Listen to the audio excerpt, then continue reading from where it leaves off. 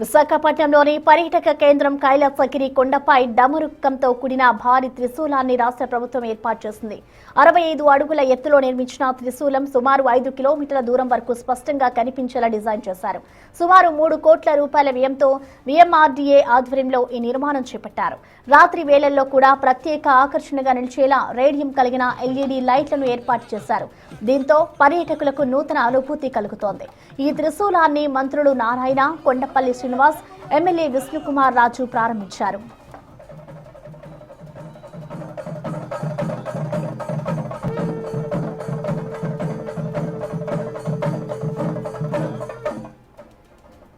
విశాఖపట్నం ఈరోజు ఒక శుభదినంగా కైలాసగిరికి మంచి రోజులు వచ్చాయని చెప్పడానికి ఏమాత్రం సందేహం లేదు.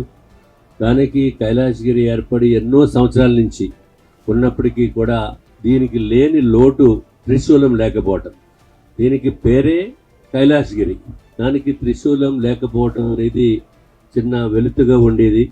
దాన్ని ఏదైతే ఒక డ్రీమ్ ప్రాజెక్ట్ కింద తీసుకుని విఎంఆర్డీఏ ప్రణవ్ గోపాల్ గారు చైర్మన్గా, అట్లాగే తేజ్ భరత్ గారు, అంతకుముందు ఉన్న అధికారులు, అట్లాగే గౌరవనీయుల మంత్రి నారాయణ గారు ప్రోద్బలంతో ఈ అద్భుతమైన ఈ ఏదైతే మన త్రిశూలానికి ఏర్పాటు చేయటం జరిగింది.